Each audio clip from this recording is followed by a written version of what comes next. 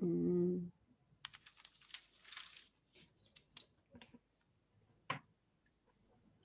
Listo. Listo. Buenas tardes y buenas noches a todos. Bienvenidos a este conversatorio. Como dice el título, vamos a hablar de zombies. Y bueno, tenemos a una invitada especial, Linda Flores, a la cual le agradecemos mucho que haya aceptado acompañarnos el día de hoy en este evento especial del Círculo Lofraniano y de Horror. Mandamos saludos a todos los que están viéndonos por Facebook Live y recuerden que estamos viendo sus comentarios, así que si quieren formar parte del conversatorio, no olviden escribir sus preguntas, comentarios, saludos, etcétera. Y bien, el día de ayer tuvimos un encuentro en el que uno de los cuentos que leímos era un cuento de zombies de Bernardo Esquinca. Y ya desde ayer traemos el gustillo por hablar sobre zombies. Así es que lo vamos a continuar el día de hoy. La doctora Linda Flores, ella es profesora de español en la Universidad de Gotemburgo en Suecia. Y bueno, su especialidad es la lingüística. Ella inicia su investigación con su tesis doctoral donde ella trabaja con el inglés y el español en la música moderna, ¿sí? Y después continúa con otros proyectos como blogs de escritoras latinas en Estados Unidos, etc. Pero en los últimos años, su gusto por las criaturas o los monstruos la llevó a empezar a hacer investigación lingüística acerca de ficciones de zombies, novelas, cuentos, películas, series, etc. Entonces, me gustaría empezar y darle la palabra a Linda, preguntándole cómo fue que fuiste de estudiar reggaetón y blogs de latinas en Estados Unidos a zombies. Sí, pues ese salto fue tal vez no muy lógico, pero bueno, simplemente siempre he tenido mucho interés por el horror, ¿no? Y siempre me han gustado las películas de horror y las historias de horror. Y claro, me enganché con los zombies y siendo lingüista, pues siempre cuando leo algo o escucho algo, bueno, como siempre me voy fijando en el lenguaje que se usa, ¿no? Es como una cosa inevitable para mí. Y entonces viendo películas y series, sobre todo en inglés, ¿no? De zombies, me di cuenta de que había un uso interesante, un juego interesante con los pronombres, ¿no? Que se usan para referirse a los zombies, o sea, como si se utiliza it o he o she y qué significa eso, ¿no? Y entonces comencé a pensar más y más en eso y también a la hora de leer novelas de zombies en inglés, me fui fijando en eso, ¿no? Y por eso decidí empezar a estudiarlo primero en inglés y después, claro, como soy profesora de español y trabajo mucho dando clases de gramática de español, pues ahí el segundo paso fue un poco comenzar a mirar qué pasa en las traducciones de estos textos en inglés a español. Y luego como el tercer paso fue ir a mi lengua materna, que es el sueco, y ver qué es lo que pasa en el sueco, ¿no? Pero fue simplemente pues mezclando, digamos, como mis intereses personales con mis intereses académicos, ¿no? Y poder hacer las dos cosas a la vez, digamos. Y por ejemplo, ¿cuál ha sido la respuesta de la academia ante Yo, este bueno, tipo de depende un poco, investigación? ¿no? Pero en la Universidad de Gotemburgo, en mi departamento, hay varios investigadores que estudian temas dentro de la cultura popular, ¿no? Y por parte de ellos, pues esto ha sido muy, muy bien recibido, ¿no? Después, claro que igual es un poco difícil, por ejemplo, encontrar conferencias o congresos a los que puedas ir, o sea, puedes ir, pero igual como que no encajas muy bien en una conferencia de lingüística, por ejemplo, con este tema, ¿no? Pero hay un congreso muy grande en los Estados Unidos que es justamente sobre cultura popular. Y allí sí presenté hace un par de años, fue en Filadelfia, y ahí me sentí como en casa, porque allí como que a nadie le pareció extraño. Me llamaban The Zombie Girl y era como completamente normal, ¿no? Pero bueno, sí, seguramente hay muchos académicos que piensan que esto no se puede estudiar en serio, pero yo como no me preocupo mucho por lo que piensan los demás en ese sentido, la verdad. Hago lo que me parece interesante y divertido y ya está. Sí, y esa es otra de las ventajas que hay, por ejemplo, en academias como la sueca, que hay un poco más de libertad en comparación, por ejemplo, a cómo es la situación aquí en México. Mm. Tenemos aquí algunos saludos de Facebook Live. Musa Tardía, qué interesante charla. Los leo desde Guadalajara, México. Saludos a Guadalajara. Diana Yaret, saludos desde Chiapas, México. Javier Monter, saludos del psicólogo Francisco Javier Monter Mendoza desde Pachuca, Hidalgo. Entonces, les mandamos saludos a todos nuestros compatriotas. Sé que por ahí ojalá nos puedan seguir algunas personas de Suecia, aunque ya es un poquito noche por allá. Sí, son las 10 de la noche aquí, pero Son las 10 de la noche. en la pandemia, a las 10 de la noche un sábado, no hay mucho que hacer de todas maneras. Así que si no están aquí, estarán en Netflix o algo así. Sí, viendo películas de zombies. Sí. Y bueno, quizás los zombies han sido últimamente un tema muy recurrente, es un tema muy popular, son ficciones muy populares. Creo que para todas las edades, o sea, hay juegos sobre zombies, caricaturas, programas para niños con zombies.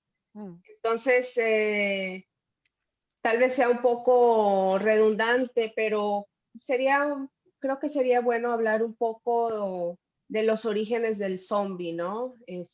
Dar un poco de contexto. No sé si quieras ayudarme con eso, Linda, lo podemos hacer entre las dos. Sí, lo podemos hacer entre las dos. Bueno, el origen se supone que es haitiano, ¿no? Del vudú y esta historia de los esclavos, ¿no? Que se utilizaban para trabajar en los campos del cultivo de algodón, ¿no? Ese es como el inicio un poco, pero lo que se suele decir es que el zombie, digamos, moderno, el zombie que aparece en las películas y las series que vemos hoy día, eso nació en los años 60, ¿no? Con las películas de Romero. Em, Aunque sus zombies tampoco no eran exactamente como son ahora, ¿no? Han ido evolucionando, obviamente, y cambiando y siguen cambiando constantemente, pienso yo. No sé, ¿qué dices tú, Sí, Gaby? sí, bueno, estos primeros zombies que aparecen o que empiezan con los rituales vudú, eh, in- hacen su presencia a inicios del siglo XX. Sobre todo se popularizan con la ocupación de Haití por Estados Unidos, ¿no? Mm. Y entonces en Estados Unidos llega esta obra de William Seabrook, de Magic Island, en los 30 y crea una fascinación por este fenómeno, ¿no? El cual para los estadounidenses en ese momento, pues son los años 30, hay inestabilidad económica, hay disturbios sociales, entonces genera como una fascinación, ¿no? Tenemos ahí la primera película de zombies, White Zombie. Y bueno, Ernesto quería opinar, supongo que es algo respecto al tema. Sí, Ernesto. sobre esto de la historia de los zombies, que también me gusta mucho, como bien lo apuntabas, Gabriela y también Linda, surge modernamente, por llamarle de alguna forma, en estas islas, ¿no? Del Caribe, Haití, Cuba y en otras partes, con esta mezcolanza de todos los esclavos negros que trajeron tanto los franceses como los holandeses, los británicos, incluso los españoles, toda esta cultura muy rica que se creó en todas estas islas y se representó en el cine, bien lo dijiste, con esa película de White Zombie, pero también hay otra muy interesante donde se retrata mucho el zombie desde el vudú, que es la película, creo que el director fue Jack Turner, que fue I Walk with a Zombie, Caminé Mm. con un zombie. Sí. de la RKO, que era una empresa independiente, muy independiente, muy diferente a Universal Studios, que era lo fuerte en ese tiempo, donde se retrata esta idea del zombie. A mí me gusta mucho esa parte, porque se retrata esta idea del zombie desde el folk, desde el vudú, desde lo negro que viene, no es después lo que sería, como bien lo dijo Linda Romero, que ya es otro zombie, es otra cosa. Entonces tenemos primero esta etapa del zombie que viene del folk, de los negros, del vudú, y que a mí me gustaría cerrar diciendo que me pareciera muy interesante poder rastrear lo que hay antes, porque si bien surge de ahí, los esclavos africanos trajeron muchas cosas culturales entre ellas. Exacto. Entonces, tal vez sería interesante poder rastrear la figura del zombie desde el África, lo que había allá, de dónde se vino, ¿no? Sí. Yo lo que creo es que en todas las culturas hay narraciones, ¿no? De narrativas que tiene que ver con el despertar de los muertos o el regreso de las personas de la muerte, ¿no? Y eso es algo que en el libro que escribimos, del que creo que vamos a hablar también hoy, hay un capítulo que trata sobre todo sobre el folclore sueco, ¿no? de esto. Entonces, claro que, digamos, las raíces del zombie que se encuentra en estas películas de las que hablamos puede ser, obviamente, de África, pero yo creo que se puede encontrar historias similares en todas las culturas. Así que, porque esa fascinación por la muerte y el regreso de la muerte y así hay en todas las culturas, creo yo. Sí. Podemos ir diciendo que esta es como la primera etapa, con una plausible etapa anterior, protoetapa zombie, que todavía no podemos definir, pero esta primera etapa, y creo que la segunda etapa se definiría o empezaría, como dice Linda, con el cine de Romero. Pero antes de eso, quería leer de Facebook Live. Gunilla Radu dice, estoy escuchando desde Malmö. Así es que, buenas noches, Gunilla. Saludos a Malmö. Musa Tardía escribe de nuevo, ¿cuáles han sido los hallazgos más interesantes del tema zombie sobre la lingüística? De ello vamos a hablar más adelante. Menciona también, me parece muy importante la investigación de la cultura popular. Felicitaciones por el tema. Renan Didier Duval, saludos desde Veracruz, saludos. Marcelo Martínez, saludos desde Argentina, saludos hasta allá, y también de Colombia, Bogotá, para Leo Hernández. Y Morgan y Chago escriben, Zombie Child de 2019 es una película que retrata el zombie haitiano. Es una película que yo no he visto, será interesante verla. Pero bueno, pasemos a la segunda etapa, que empieza, el zombie haitiano pierde un poco su popularidad en los años 40, ya hay un poco más de estabilidad en los Estados Unidos, ya pasó la Gran Depresión, etcétera. Todavía no estamos en plena guerra mundial, al menos no en los Estados Unidos, pero en los 60s regresa el zombie en 1968 con The Night of the Living Dead, con George Romero, ¿verdad?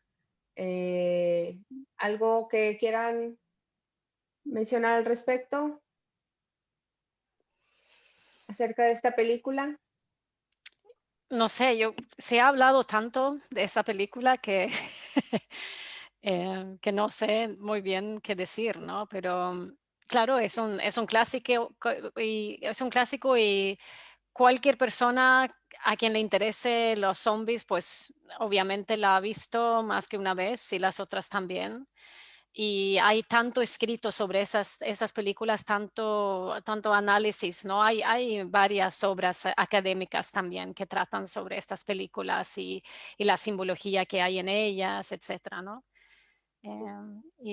Bueno, son cosas interesantes, pero bueno, de allí, pues el género siguió, ¿no? Como desarrollándose. Y a mí realmente me parece más interesante lo que está pasando ahora, ¿no? Con los zombies.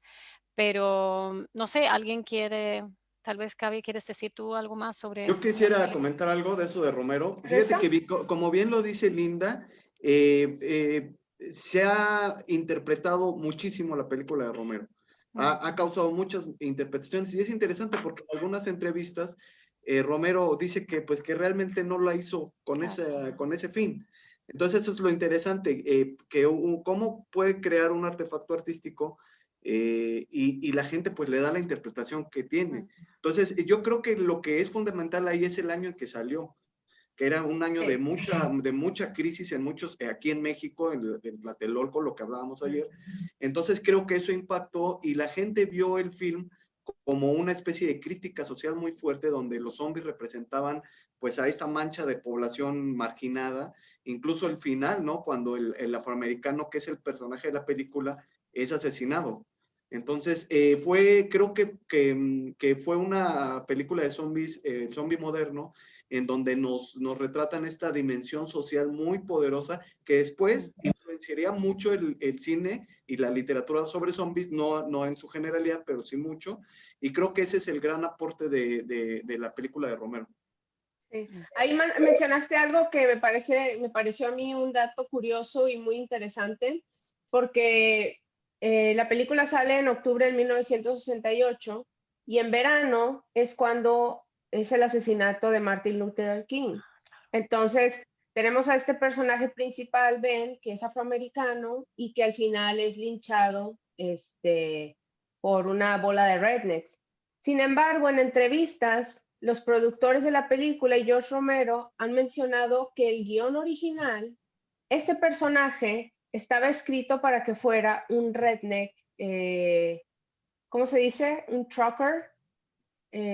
Sí, o sea, que era una persona blanca, o sea, el personaje principal no iba a ser una persona afroamericana. Simplemente que cuando fueron las audiciones, este actor se presenta y fue el mejor de todos. Entonces ahí hubo un cambio en el guión y como bien mencionas tú, Neto, Ernesto, se adaptó, o sea, esa improvisación se adaptó muy bien con los tiempos, ¿no? Entonces, de ahí también la importancia, no nada más de la intención autoreal, sino también de cómo el público recibe una obra, ¿no? Y ya después, 10 años después, viene con su segunda obra, Dawn of the Dead, creo, déjame ver si no me equivoco, Dawn of the Dead, y ya es cuando estamos hablando de la gran crítica al capitalismo, ¿no? Esta película que sucede en un centro comercial. Y leí por ahí que en los 80s son los años en que el zombie vuelve a perder su, su lugar céntrico en la cultura popular porque empieza a parodiarse. Tenemos en los 80s cuando sale Thriller, tenemos películas como Braindead. Entonces, hay algunos académicos que mencionan los 80s como una década en la que el zombie siguió siendo muy popular y hay otros que mencionan que en esa década se empezó a parodiar de tal forma que se fue perdiendo y en los 90s ya no es el zombie, sino el vampiro, el monstruo que empieza a tomar eh, más importancia, ¿no? Entonces, esa sería como nuestra segunda parte de la historia del zombie, ¿no? Desde los 60s hasta los 80s. Y después ya vendría el zombie que menciona Linda, que es el que más interesa en el año 2002, creo yo, con 28 Days Later, que sería el zombie vírico. Linda. Sí, ¿Tu no, zombie? sí, no, definitivamente es así, ¿no? Y ya es una criatura diferente, ¿no? Bueno, de allí pienso que la cosa comienza a ser mucho más violenta. También los zombies se comienzan a ver mucho más, porque bueno, si miramos las películas de Romero, pues claro, eran películas de un un presupuesto bastante bajo, ¿no? No había muchos efectos especiales, ni el maquillaje bueno, se ve casi como una parodia un poco, ¿no? De este maquillaje un poco blanco, azulino, ¿no? En la cara y así. Y después ya, pues, se comienza a trabajar más el tema de que realmente se vean como muertos y pudridos y así, ¿no? Y también este tema de que ya no es porque en algunas de las películas de Romero se entiende que tiene que ver con algo que ha venido del espacio, si mal no recuerdo, ¿no? Como una contaminación en lugar de ser así, pues comienza a ser algo contagioso entre humanos, ¿no? Fíjate que yo quería comentar eso, exactamente Comenta. lo que estaba diciendo Linda, porque se me hizo muy interesante cuando nos dices que en sí la figura de este monstruo que revive un cadáver que vuelve a la vida está en todas las culturas, tienes toda la razón. Y fíjate que estaba yo pensando en los orígenes del zombie como mito, por ejemplo, eso que decías, ¿no? Yo pensaba, por ejemplo, un zombie que yo veo en la cultura cristiana, judeocristiana, es, por ejemplo, en la Biblia se habla de Lázaro. Lázaro es una especie de zombie porque está ya muerto, e incluso la Biblia dice que estaba ya pestando, ya llevaba días muerto. Jesús lo revive y lo trae, quién sabe, con poderes divinos religiosos. Entonces esto me hace pensar en el por qué los zombies se hacen zombies. Lo que acaba de decir ahorita Linda, en la película de Romero te manejan un rollo medio ciencia ficción muy padre, de que dicen que una sonda fue a Venus, me parece, y regresó con algo que provoca que se vuelvan a levantar, ¿no? En muchas otras películas de los zombies lo tratan como un virus, una enfermedad, ¿no? En la Biblia lo tratan como una carga divina que dio al profeta y entonces se levanta. Pero yo pensaba en uno de los zombies más interesantes que tenemos en la literatura, que es el de Shelley, Frankenstein. Frankenstein zombie, es un pedazos de cadáveres que a través de la ciencia, a través de la tecnología, lo vuelven a la vida. Entonces, esta idea de qué causa que se hagan zombies, como decía Linda, es muy interesante. Vienen del espacio, como Romero nos lo dice, vienen por poderes divinos, como dice la Biblia. La ciencia, la tecnología es lo que los vuelve a levantar, ¿no? Es un tema bien, bien interesante. Sí, Y ahí hay... No, Linda, adelante. sí, es muy interesante porque una de las cosas que hace que los zombies sean tan populares, creo yo, es justamente porque representan muchas veces los miedos que tenemos, ¿no? O sea, qué es lo que más tememos en diferentes épocas, ¿no? Qué es lo que vemos como peligros. Y entonces, en una época en la que la ciencia estaba avanzando mucho, pues igual la gente temía que eso fuera a descontrolarse, ¿no?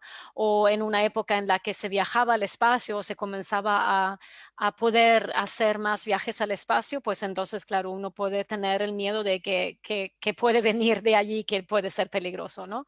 Y claro, hoy en día, pues estamos viviendo realmente la realidad del virus, ¿no? Y eso demuestra, ¿no? Que el zombie se puede utilizar justamente para representar y explorar esos miedos reales, ¿no? De las cosas reales que realmente son peligros para la humanidad, ¿no? Y por eso creo que esa es una de las razones por las que los zombies son tan populares y tienen tanto éxito, ¿no? Es porque es una figura que se puede, digamos, adaptar y ir estirando y cambiando tal vez mucho más que los vampiros, justamente y de esa manera expresar estas cosas que tememos, ¿no? Estos peligros reales que nos rodean. Talamantes, ¿querías mencionar algo? Sí, justamente haciendo un poquito relación a lo que mencionaba Linda de los miedos, ¿qué tanto podemos relacionar esto con, por ejemplo, mucho de la cultura estadounidense, que no nos la podemos quitar de ningún lado? Porque en los 60s, donde sale la película de Romero, obviamente estaban todos estos movimientos sociales justamente en Estados Unidos, entonces se refleja en las películas. Anteriormente estaba el miedo al comunismo, el miedo a la guerra atómica, y empiezan estas películas de Plan 9 del espacio exterior, y otros por ahí el mismo estilo, medio camp, pero al final de cuentas son películas de zombies. Después de eso, pues viene la epidemia del SIDA en los 80s, que yo me imagino, no sé si me estoy adelantando a uno de tus puntos, pero yo lo veo como que el origen de los zombies como una causa de un virus o una causa viral. Y quizás esto se refleja un poquito más en los videojuegos, porque a mediados de los 90s es cuando sale el videojuego de Resident Evil y que básicamente explotó toda esta cuestión de los zombies en los videojuegos como enemigos. Y de ahí surgieron también muchos de los tropos que actualmente se usan en las películas. El zombie que corre, el zombie que evoluciona y que se hace otro tipo de zombie, zombies que se fusionan y hacen otras criaturas. Entonces, todo eso pues tiene como que puntos bien definidos dentro de la mentalidad cultural estadounidense. No sé si en el tipo de clasificaciones de zombie se pudiera meter ese tipo de clasificación o se pudiera crear algo así. No sé si te has topado con ese tema en particular. No, o sea, obviamente sí que me interesa mucho ver el tema del zombie en otras culturas, ¿no? Porque es verdad que digamos, de alguna manera el nacimiento del zombie moderno es completamente relacionado con el cine y con el cine americano, ¿no? Pero sí que es muy interesante ver que ahora con este boom que lleva ya como 20 años, ¿no? Más o menos del zombie, digamos, que tenemos ahora, pues se ha producido muchísimo, muchísimo, ¿no? En otras lenguas también, ¿no? Y eso me parece muy interesante ver cómo se pueden reflejar otras culturas también, ¿no? A través de historias y películas producidas en otros países. Um, Así que y después también pienso que a pesar de que mucho de lo que vemos, mucho de lo que consumimos viene de los Estados Unidos, pero que muchas de las cosas, si pensamos, por ejemplo, en The Walking Dead, que obviamente pues tiene lugar en los Estados Unidos, etcétera, y está bueno, se refleja mucho la cultura estadounidense, pero también hay muchos temas el tema de la supervivencia, de la dinámica en un grupo, etcétera, que uno puede relacionarse con eso totalmente sin haber nunca estado en los Estados Unidos, ¿no? El cómo sobrevivir en la naturaleza, cómo, ¿no? Ese tipo de cosas. Así que sí, claro, que no nos escapamos de la cultura estadounidense de ninguna manera, pero que también si uno busca un poco, también puede encontrar muchas cosas. Yo, por ejemplo, he leído varias novelas escritas en español, ¿no? Y que tienen de escritores españoles. Y es muy interesante ver la diferencia entre esas historias con las americanas, ¿no? Sí, eso también se puede ver con lo poco que hay de zombies en México. Puedo mencionar dos novelas, la de Ciudad de Zombies de Homero Aridgis y El Cepo y el Milanesas contra los zombies políticos de Ricardo Wolfer.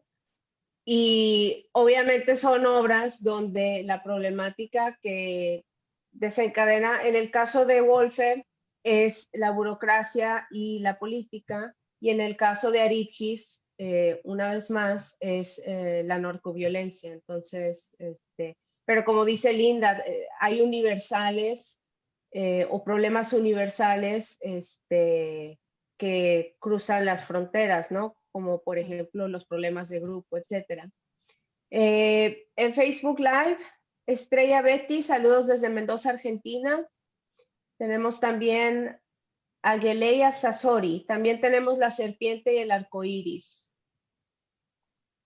Cristian René Fernández Larrere, les recomiendo la película I Walked with a Zombie, la mencionó Neto, de Jacques Tourneur del año 1943, saludos. Iván, Jared Kushner es el anticristo, ya estamos en principio de doloroso apocalíptico. Gracias por informarnos. Jardines Ángela, si el zombie se va mutando en más violento con el tiempo, si no pierde interés, ¿no? El zombie se va mutando en más violento con el tiempo, si no pierde interés. Pues es un poco lo que se ha visto con la evolución, ¿no? También se va tornando un poco más violento. Aunque yo diría que en los últimos años, y esto también lo saco un poco de lo que he leído de la investigación de Linda, es que el zombie en los últimos años empieza a parecer como más humanizado en algunos casos. Tenemos ficciones en los que el zombie empieza a deshumanizarse y vuelve a convertirse en más humano. Incluso a veces se presenta como más humano que los seres humanos, ¿no? Sí, sí, eso es muy interesante, ¿no? Porque yo también pienso esto que decía esta persona que comentaba, que em, si siguiéramos con las mismas historias constantemente de los zombies que están atacando y los humanos tratando de sobrevivir, pues después de un tiempo eso como comienza a aburrir, ¿no? Entonces lo que se ve en las historias, como por ejemplo en The Walking Dead, que lleva ya mucho tiempo, es que al inicio el foco está muy en los zombies, ¿no? Eso que son constantemente la amenaza. Pero estos zombies, como no evolucionan, siguen siendo iguales y son muy predecibles, ¿no? Porque no evolucionan y actúan siempre de una forma bastante predecible, pues se ve que el foco comienza a ser más en los humanos, ¿no? Y aparecen figuras, personajes humanos que se convierten en enemigos más poderosos y más peligrosos que los mismos zombies. Y al final, los zombies casi como simplemente son parte de un escenario alrededor, ¿no? Y realmente lo que interesa son los humanos y los conflictos que hay entre los humanos. Eso es una forma de, digamos, desarrollar la narrativa. Pero después hay otra forma que hay en otras historias y es justamente lo que tú decías, Gaby, de comenzar a humanizar al zombie, ¿no? Como por ejemplo esta película romántica que se llama Warm Bodies. No sé si tenía otro título en México, que está basada en una novela. Y la película es, bueno, más o menos, es realmente como una historia de Romeo y Julieta, pero en un escenario, digamos, zombie. Pero la novela es bastante buena, pienso yo. Y allí, claro, allí tenemos un zombie que poco a poco comienza a, a tener recuerdos de su vida anterior y comienza a recobrar la capacidad de hablar, etcétera, y al final acaba enamorándose de una humana, ¿no? Que se llama Julia, creo que se llama. Él no recuerda su nombre, solo recuerda que comienza con R, así que se llama R, y ella se llama Julia, creo. O sea, es Romeo y Julieta realmente. Y entonces, de alguna manera, pues hay una historia de amor entre esos dos mundos, el mundo de los zombies, el mundo de los humanos. Y sí, eso es, digamos, otra forma de ir desarrollando para que la historia siga siendo interesante. Y lo que se ve que es interesante es que cuando los zombies comienzan a humanizarse, entonces como, digamos, el monstruo, el monstruo que necesitamos, ahí hay como un vacío, ¿no? Como que, ¿qué pasa? Que necesitamos un monstruo. Entonces, por ejemplo, en esa historia de Warm Bodies, hay dos tipos de zombies, ¿no? Hay los fleshies y los bonies. Y los fleshies son estos zombies que todavía conservan bastante de su cuerpo y que también tienen, pues, sentimientos y pueden comunicarse, etcétera. Y después están lo que los llaman los bonies porque solamente son como esqueletos y esos son los verdaderos monstruos que son como mucho más inhumanos, ¿no? Entonces es interesante ver cómo se puede ir jugando con eso de que el zombie puede ser más o menos humano en diferentes historias o puede haber dentro de una misma historia un desarrollo hacia la humanización, pero si eso pasa, pues tiene que surgir, digamos, otro monstruo, porque siempre necesitamos un monstruo para nosotros y ellos, ¿no? Siempre necesitamos ese contraste, ¿no? Sí, aquí me gustaría, por ejemplo, Linda, que nos explicaras un poco más, ya lo hiciste antes, pero que sé que tienes algunos ejemplos, que nos explicaras un poco este proceso de deshumanización que viste en tu investigación lingüística cuando trabajaste con novelas de zombies. Sí, podría mostrar aquí un ejemplo no sé si conocen, esto es de una serie de televisión que se llama Sea Nation.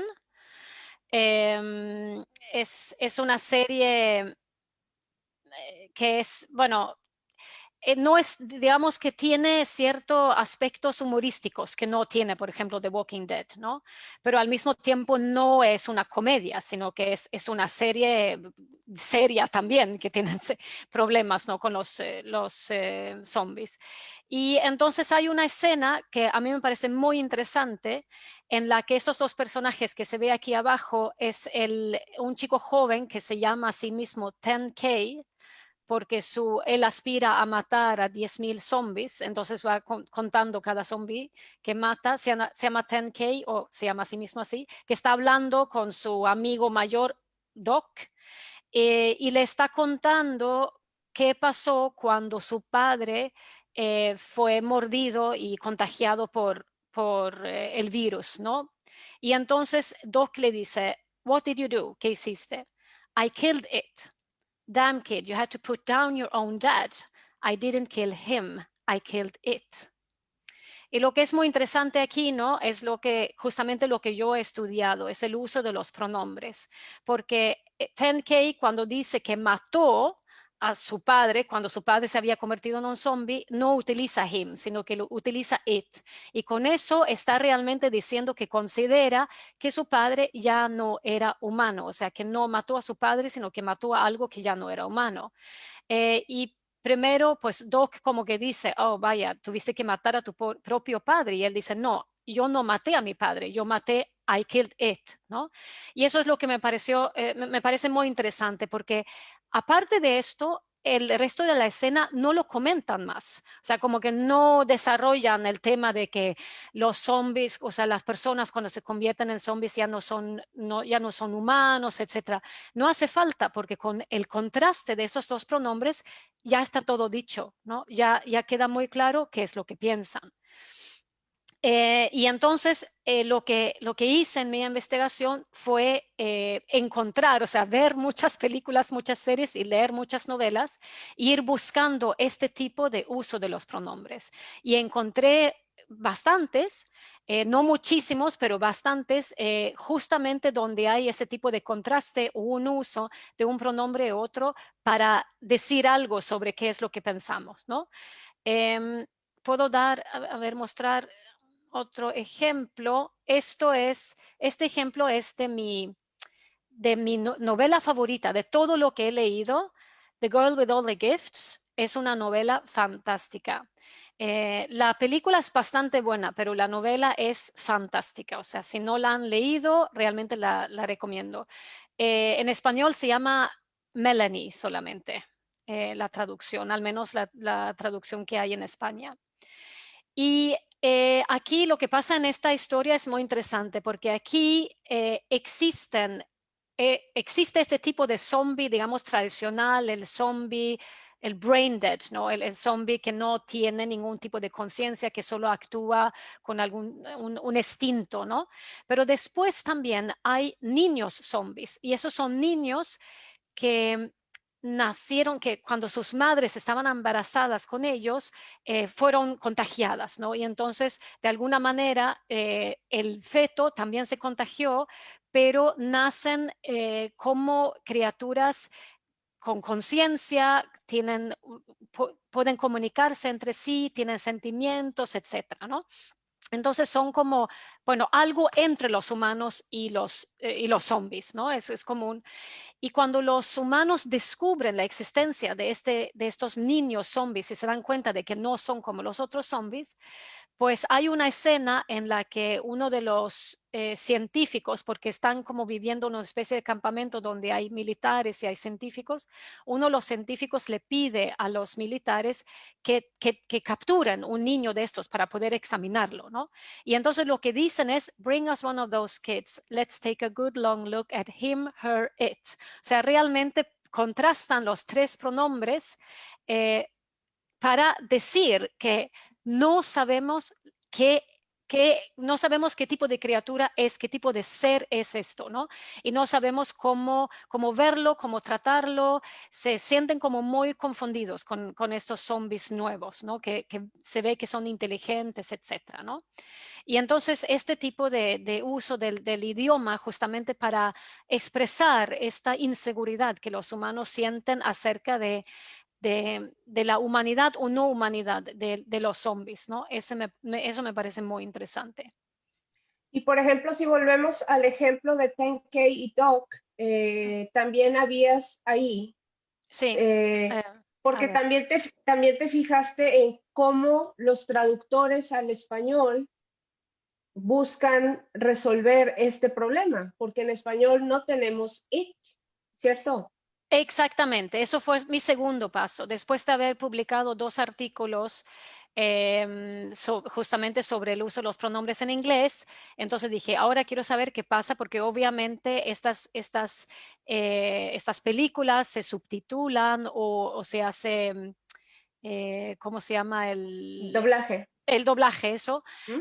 y las novelas, muchas novelas se traducen a español, ¿no? Entonces dije, ¿cómo se hace? Justamente porque como el sistema de pronombres en inglés se ve tan diferente al sistema y el uso de los pronombres en español, entonces aquí es un ejemplo digamos, cómo sería en español, porque no se haría ninguna diferencia entre I killed it y I killed him, ¿no? Sino que los dos sería lo maté. Y entonces, obviamente, no funciona, porque si lo hacemos así, pues se pierde este contraste que añade mucho significado a la escena. Entonces, lo que hice fue buscar la traducción de todo y lo que encontré era que en español, en el doblaje, hicieron, ¿qué hiciste? Lo maté. Maldición, ¿cómo pudiste hacerlo? No asesiné a papá, fue a esa cosa. Que es una traducción, bueno, es un poco torpe, no es, no sé, no es tan, no tiene esa fuerza, ¿no? Que tiene el hacer el contraste en inglés, pero es una manera de tratar de solucionarlo, ¿no?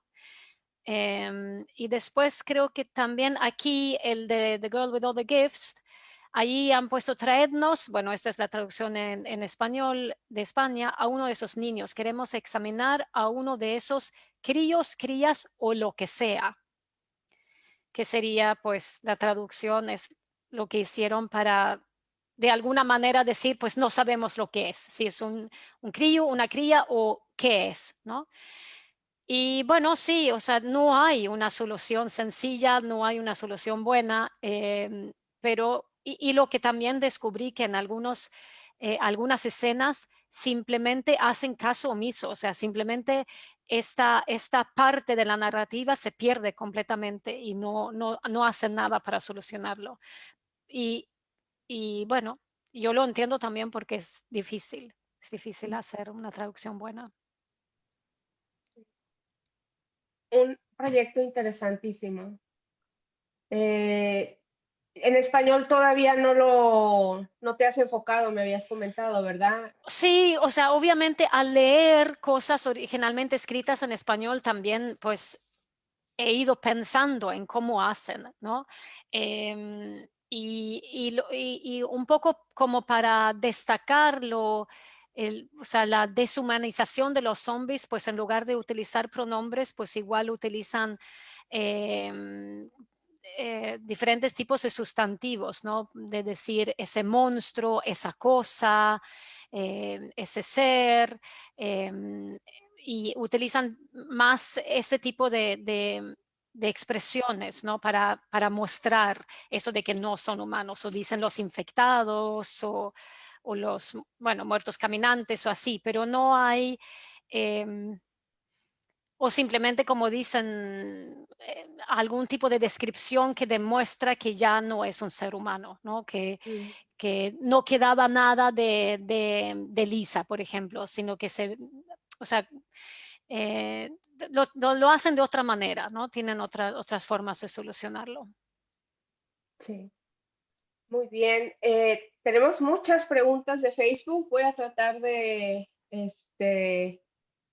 leerlas todas. Nos comenta este Talamantes que Warm Bodies en español se tradujo como Mi novio es un zombie. Ok. ¿Qué tal traducción? Eso me hace pensar en una novela que hay que se llama I Kissed a Zombie and I Liked It. Es una novela que no sé si nadie nunca ha escuchado hablar de esa novela, pero a mí me encanta. Y es interesante esa novela porque de alguna manera regresa a los inicios. O sea, esto es lo que hablamos antes del origen del zombie como el esclavo dentro del vudú, ¿no? Que se utilizaba pues para que trabajaran en los cultivos de algodón, etc. Pues en esta novela es una novela en la que hay vampiros y hay humanos y ellos viven juntos y eso es como está totalmente normalizado en la sociedad. Pero después hay una compañía grande que encuentra una manera de hacer regresar a los muertos, ¿no?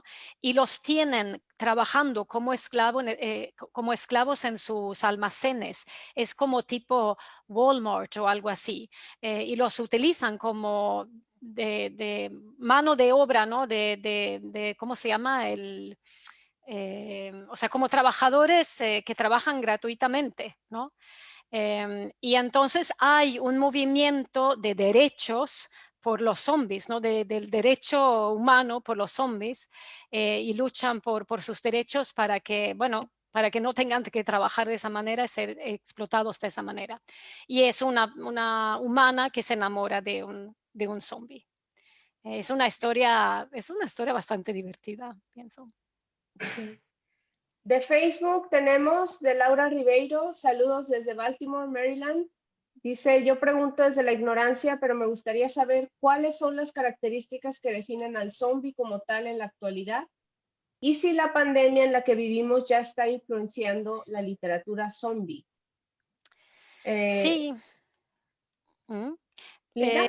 Sí, eso es muy interesante. En el libro que publicamos este año sobre eso, sí, ese es una antología en sueco sobre los zombies. Ahí hay un capítulo en la parte de la introducción. Justamente estamos tratando de definir lo que es un zombie, ¿no? Y es bastante difícil. Lo que se puede decir es que no hay, digamos, una cierta cantidad de características que se pueda decir, todas estas características tiene que haber para que se pueda decir que es un zombie. Sino lo que se puede decir es que hay un número de características que son frecuentes y que un zombie puede tener unas cuantas de esas características o todas o algunas, ¿no?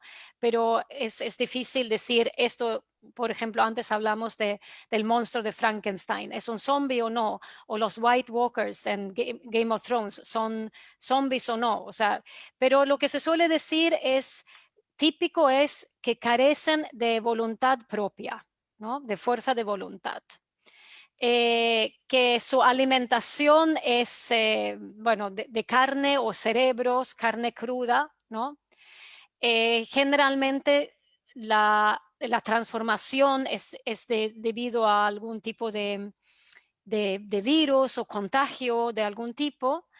Y que son muertos vivientes, o sea, que han muerto y que han regresado a la vida, o que si no han muerto, pero al menos como, digamos, no tienen, no están vivos, su corazón no late, o no sienten frío, no sienten dolor, etcétera, ¿no? Después, algo típico también y que los diferencia mucho de los vampiros generalmente es que vienen en masas, ¿no? O sea, muchas veces son más que los humanos.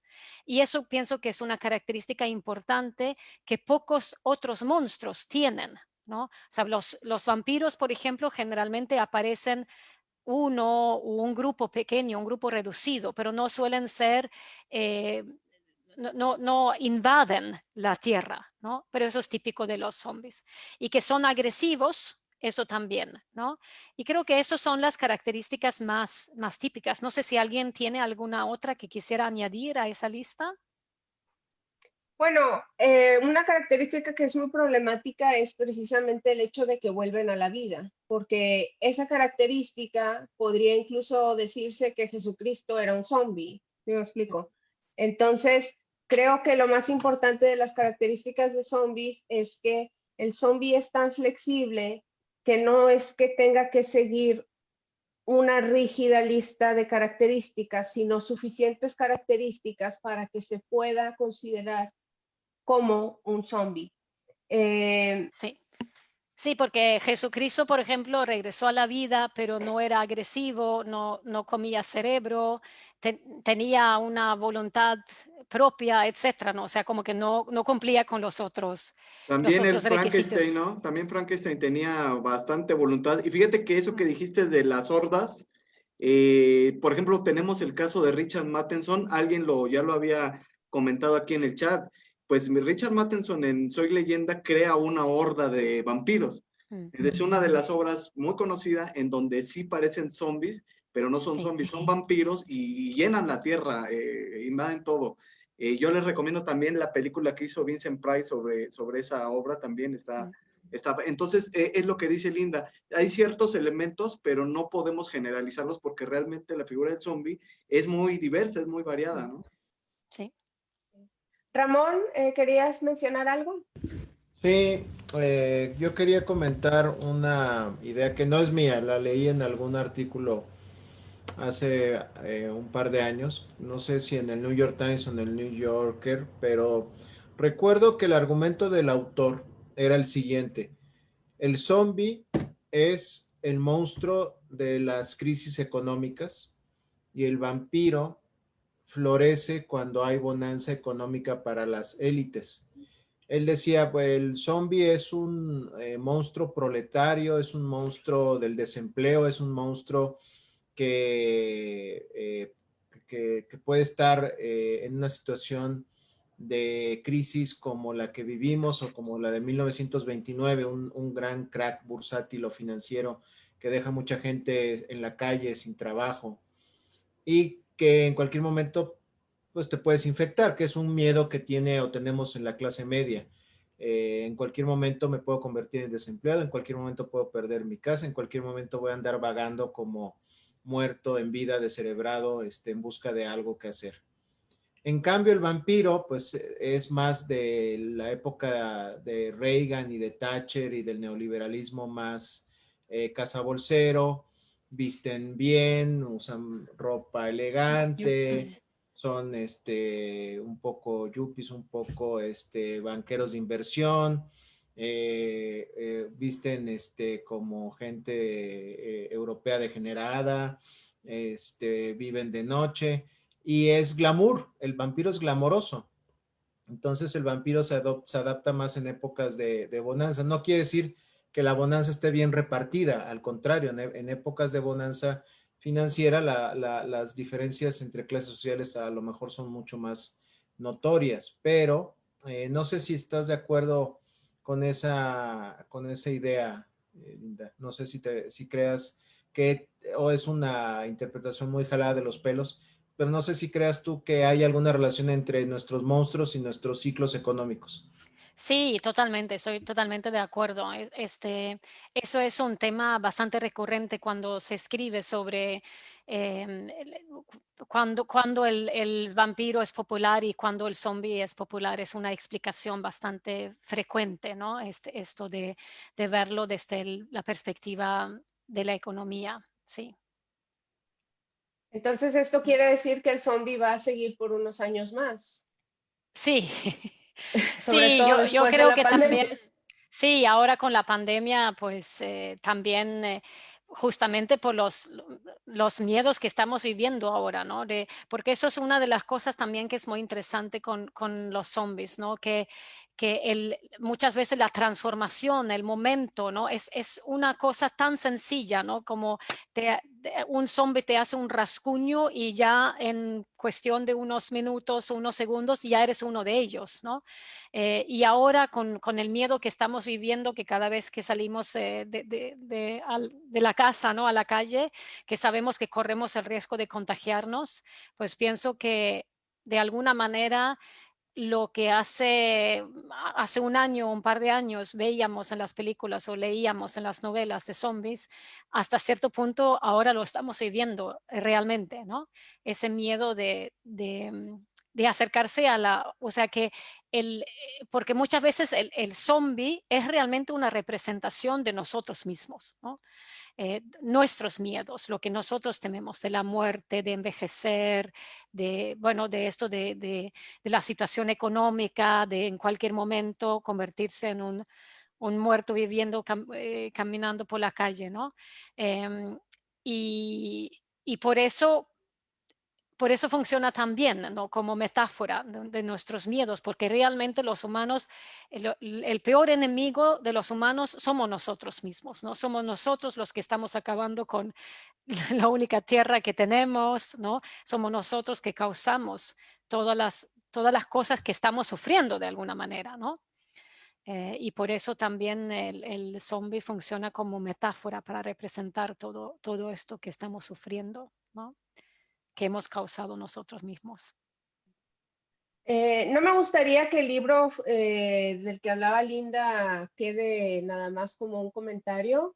El libro Zombier, Zombier, Zombier, eller omgiven av döda, que se traduciría un poco como zombies, zombies, zombies, o rodeados de muertos vivientes. Es un libro que se acaba de publicar ahora en el 2020 por la editorial Vértigo de Suecia. Y este libro es quizás, creo, el primer libro en Suecia que publica artículos de personas académicas, pero en un lenguaje no académico, acerca de temas sobre zombies. Y bueno, haciendo también mención, nos comenta Diana Yaret por Facebook Live, dice, se tiene registro de algún tipo de caso zombie en la antigüedad. Y justo en el libro en el que Linda, ella fue editora, junto con Hermann Geiger y Eva Kinsef, hay un capítulo precisamente en el que habla sobre equivalentes de zombies en la época vikinga, que ellos utilizan el término Gengongare, que lo discutí un poco con Stefan y no sé muy bien cuál sería la diferencia entre un Gengongare y un fantasma, pero supongo que es como un ghoul, ¿no? Sí. Gengongare. Y creo que ese tipo de registros en la antigüedad de zombies tendría que ver un poco con lo que mencionaba Linda antes, de dónde está la línea que divide, por ejemplo, al ghoul del zombie, ¿verdad?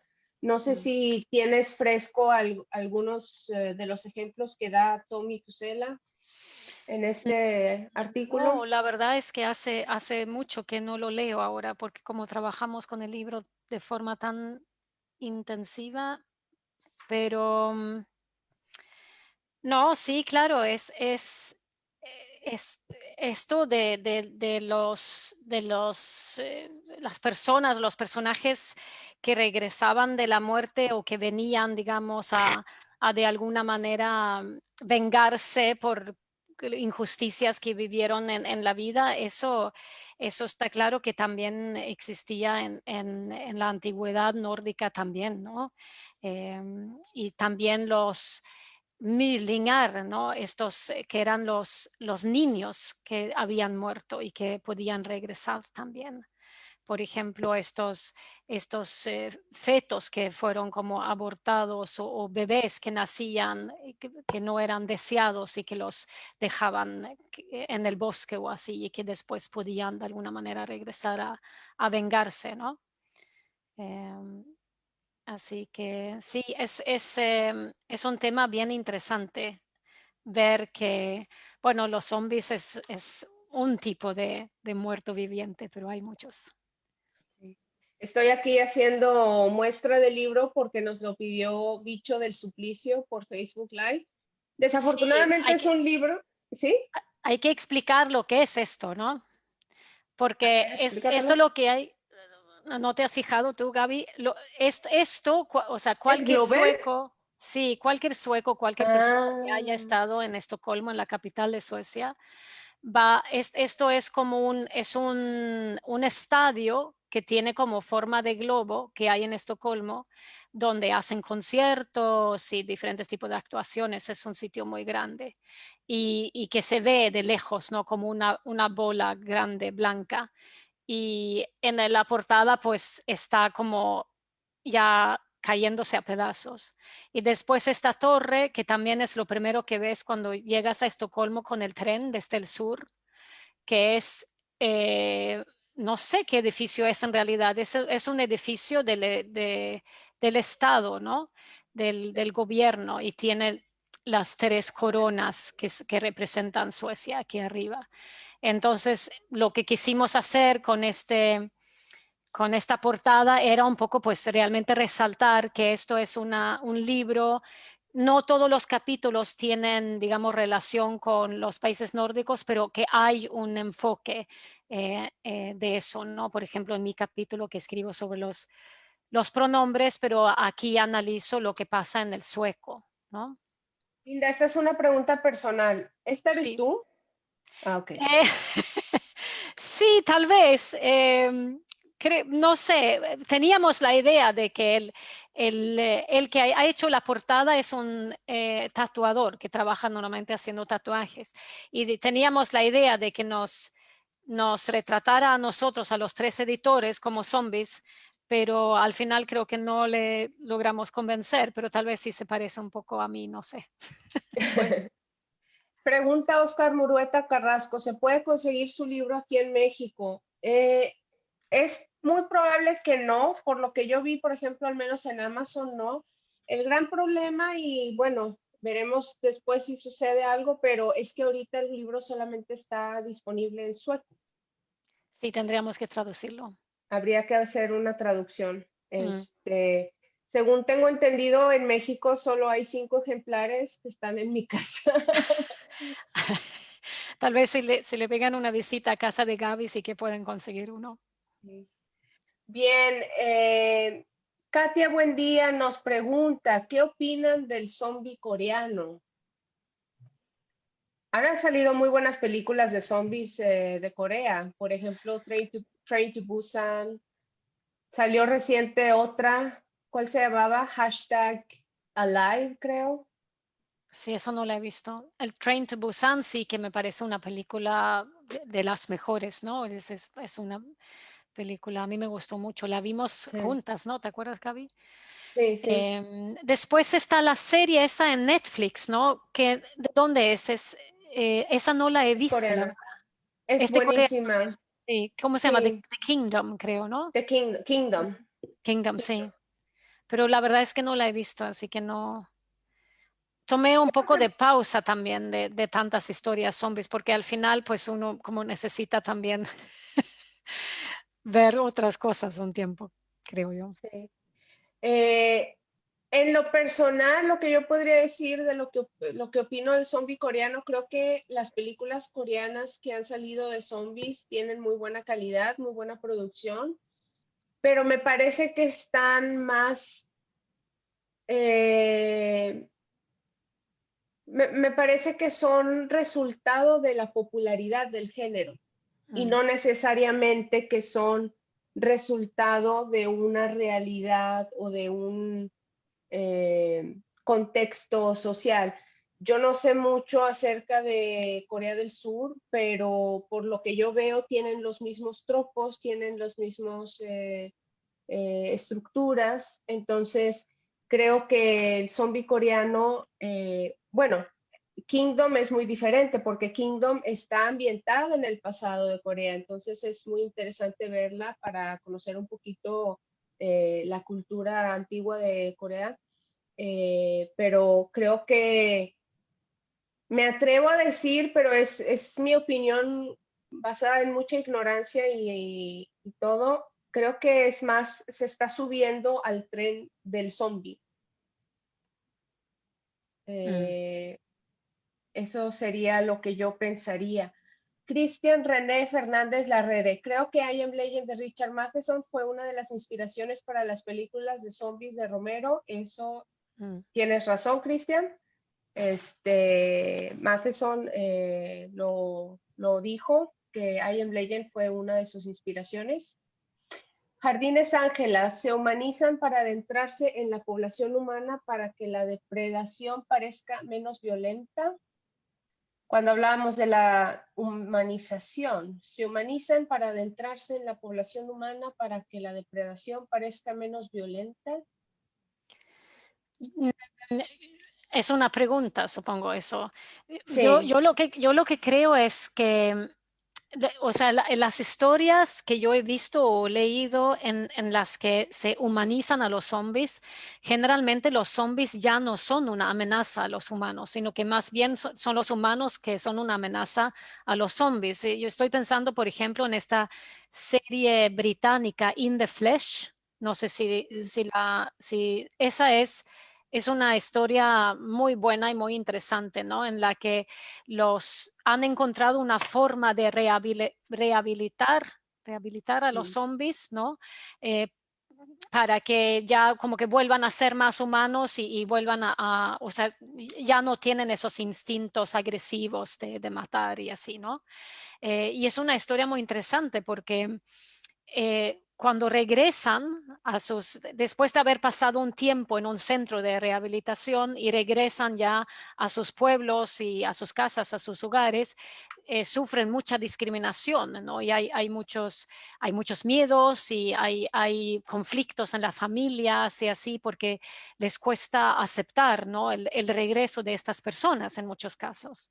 Y allí realmente ya no son una amenaza a los humanos, sino que son los humanos realmente bueno, que los discriminan y que hace que tengan muchos problemas, ¿no? Y que es realmente para mí es una metáfora para hablar sobre la asimilación de inmigrantes en una sociedad, ¿no? Y la discriminación y los conflictos que puede haber de la gente que viene de afuera y así, ¿no?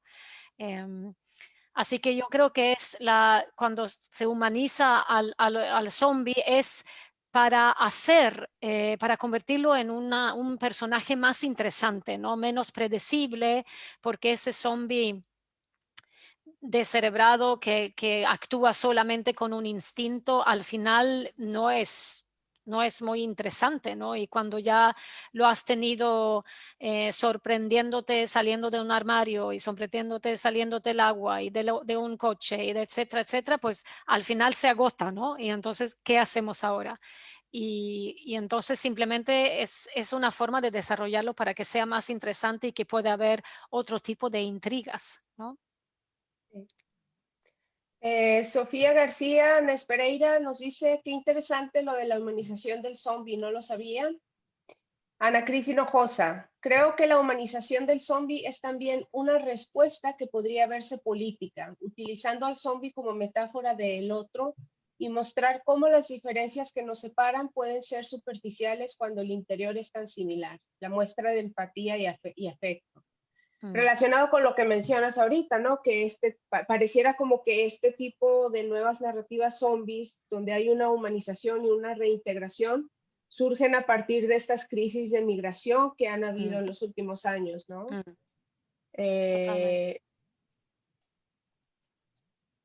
Ernesto, Neto, ¿tenías un comentario? Sí, yo quería comentar algo acerca, porque me llamó mucho la atención lo que nos está platicando Linda y también lo que mencionó Ramón, se me hizo muy interesante, de cómo el zombie es la manifestación de un espacio-tiempo, ¿no? Las crisis económicas, todo esto. Y entonces yo quería nada más llamar la atención a dos vertientes de la figura del zombie en el cine que me parecen extraordinarias. Por un lado tenemos la italiana, con las producciones de Lucio Fulci y de Lamberto Bava.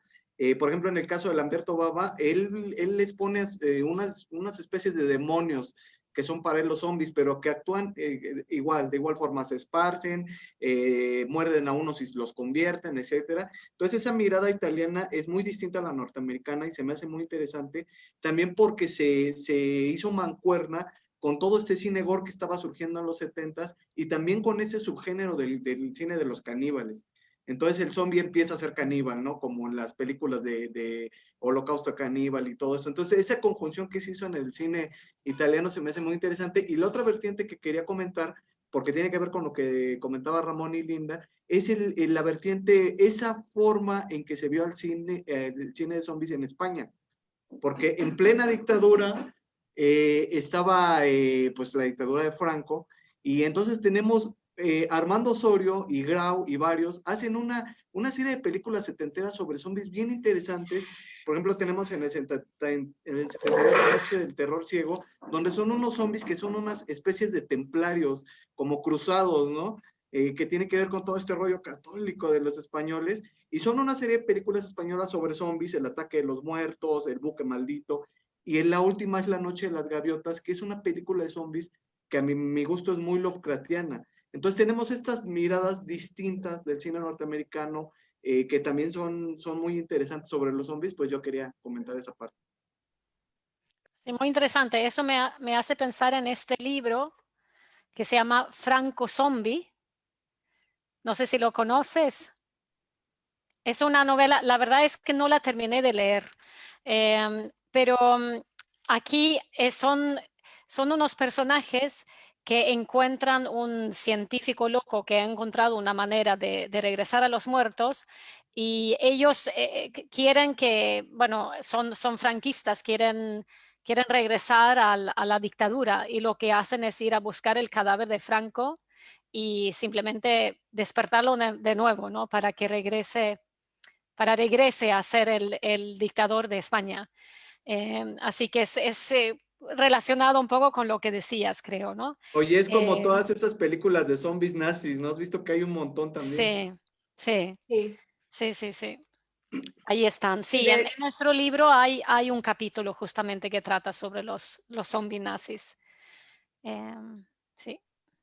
Pues eso al final de cuentas pues también tiene que ver con lo mismo de los miedos de la gente, o sea, tenemos el temor que regrese el fascismo, tenemos el Mm, temor del comunismo, mm. como en Corea, que tienen ahí sus vecinos, entonces todo eso pues al final de cuentas es o sea, viene siendo muy similar, pero obviamente esos miedos, pues como ya lo comentaba Linda hace rato, pues van cambiando como va cambiando el tiempo. Una de las cosas que ahorita me llamaba la atención fue la cuestión ahorita que mencionan de las crisis económicas. Siendo que en Latinoamérica básicamente vivimos en crisis económica constante, por qué no ha pegado tanto el género de los zombies quizás como se podría pensar? Buena yo conozco, pregunta. yo conozco solamente el caso mexicano. En México hay muy pocas novelas de zombies. Eh, Hay mucho relato. Un primer encuentro que podría recomendar es este libro, Festín de Muertos. Se editó el primero en el 2015, es de Editorial Océano, y después se volvió a reeditar en el 2018, y tiene como editores a Raquel Castro y a Rafael Villegas. Entonces aquí se pueden ver de hecho aquí el primer cuento es La otra noche de Tlatelolco, ¿verdad? Se puede ver algunos de los esfuerzos que ha habido para el tema. Este es la novela de Wolfer, la de Sepu y el Milanesas contra los zombies políticos, que como se puede ver con el título y con la portada, pues es una parodia, pero está muy bien hecha, está muy entretenida, y hasta cierto punto, mmm, algo que también se ve en la de Aripgis, que es Ciudad de Zombies, en estas dos aparecen, el zombie no está muy bien definido. Hay como que diferentes tipos de zombies. Y en ambos casos se compara qué es peor, el zombie o el político, el zombie o el narcotraficante. Entonces también hay un juego ahí interesante. Eh, Tengo yo la teoría de que ahorita el zombie en México prefiere quedarse en las antologías de cuentos. En lo personal puedo mencionar que para mi tesis creo que encontré alrededor de 25 cuentos sobre zombies, pero novelas no hay mucha producción todavía aquí en México. Veremos qué sucede en los próximos meses, ahora con la pandemia. En otros países de América del Sur no estoy muy enterada, la verdad, o de Centroamérica. No, yo más que nada como viajo, bueno, antes de los tiempos de la pandemia solía viajar a España un par de veces al año, y ahí sí que he buscado y encontrado novelas escritas por escritores españoles, ¿no? Pero no he logrado encontrar mucho de Latinoamérica tampoco, lamentablemente. Morgan y Chago nos escriben en una serie de Netflix llamada Daybreakers. Es juvenil con temas de inclusión, pero también hay un zombie atrapado en un mall que tiene indicios de pensamientos y recuperación de memoria. Es comedia, drama y acción, entretenida. Y todos los adultos se vuelven zombies. No sé si es una serie que has visto, Linda. No, Daybreaker. no me suena, No, no. todavía no. Jardines Ángela, ¿quién controla las traducciones? Muchas veces confunden. Supongo que es una pregunta que salió cuando hablábamos de las traducciones. Sí, yo lo que creo es que como este tipo de género, pues no es un género que se considere, digamos, literatura muy alta, sí, seguramente muchas veces los traductores no son tampoco los mejores. Así que es algo que obviamente hay que tener en cuenta cuando uno... Y los que hacen traducción de doblaje, por ejemplo, pues trabajan bajo un estrés, ¿no? Siempre tienen un límite de tiempo, ¿no? Para doblar las películas, así que tampoco siempre tienen mucho tiempo para pensar en cómo se podría traducir eso de mejor manera, sino que simplemente tienen que encontrar una solución rápida, ¿no? Y por eso muchas veces cuando hay ese contraste de pronombres del que hablé antes, simplemente hacen caso omiso y siguen adelante con la película, ¿no? Sí. Bicho del Suplicio, para ti, Linda, dice, hola, ¿puedes repetir el nombre del libro sueco que mencionaste, el que habla de los zombificados para trabajar y luego plantea el derecho de los zombies?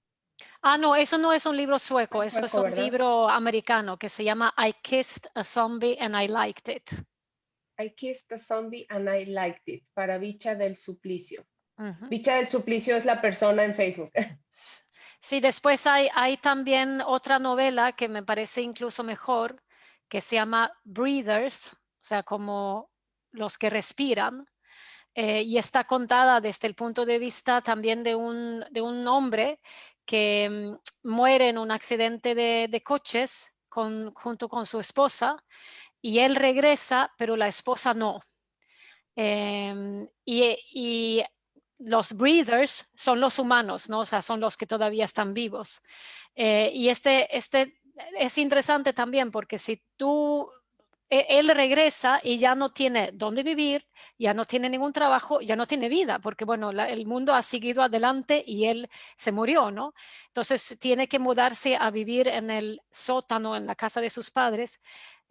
Sus padres no lo quieren mucho porque huele muy, muy mal, porque está podrido, así que los padres sienten asco por su hijo y lo deja vivir en el sótano, en la casa de los padres, donde el padre tiene una colección de vinos.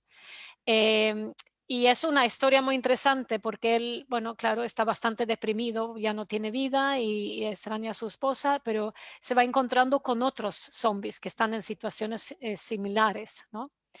Y es una novela buena también, la recomiendo. Breathers. Breeders. Muy bien. Kelly Goodman, saludos zombies desde Perú. Saludos, Kelly. ¿Qué tenemos más de aquí? ¿Qué opinan de las películas de REC?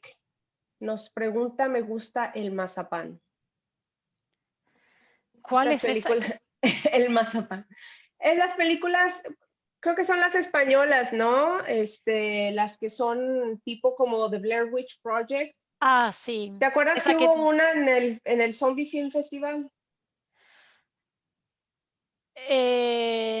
no, ¿cuál es? No, no, es que yo no vi otras películas en ese, pero esa es la que tiene lugar en un edificio, ¿no? De Sí. apartamentos, sí, sí, sí, sí, esa es bastante buena.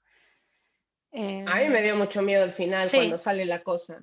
sí, sí, sí, sí, da miedo porque no es lo mismo, ¿no? Porque no es que estén los zombies allí todo el tiempo atacando, sino que es ese miedo opresor que está ahí, como ese ambiente que no sabes exactamente qué es lo que está pasando, ¿no?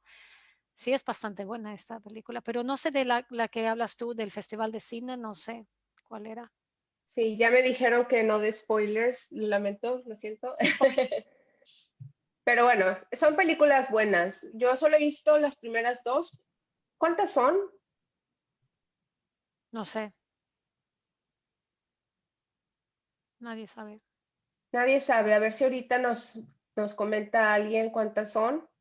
Dani Rodríguez, hola, solo les quiero mandar un saludo. Saludos, Dani. Javier Monter, felicidades, los estamos escuchando la familia en la casa, muy interesante. Muy bien, hablar de zombies en familia, son buenas tradiciones.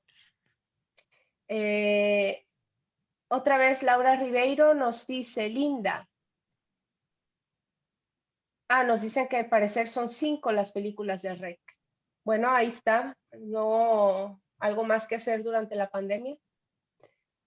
Laura Ribeiro nos pregunta, ok, Talamantes nos dice que son 4 y hay una versión americana, entonces son 5, 4 españolas y una americana.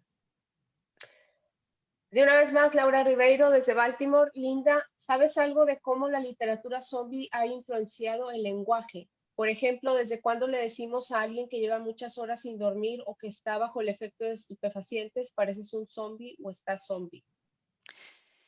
Sí, bueno, no he hecho ningún estudio, pero lo que sí se puede ver, alguna vez hice una búsqueda en los bancos de datos de la Real Academia Española y ahora no me acuerdo exactamente de las cifras, pero allí se puede buscar la ocurrencia de una palabra en diferentes épocas, ¿no? Y entonces me acuerdo que hice como una búsqueda mirando diferentes décadas de la palabra zombie y es el aumento del uso de esa palabra en las últimas décadas ha sido enorme, ¿no?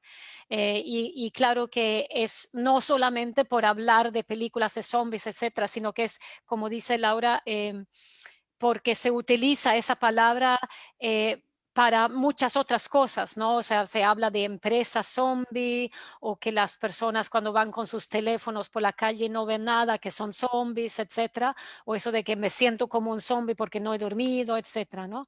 Entonces, claro, el uso de esa palabra ha aumentado porque se utiliza en muchos contextos y con muchos significados diferentes, ¿no?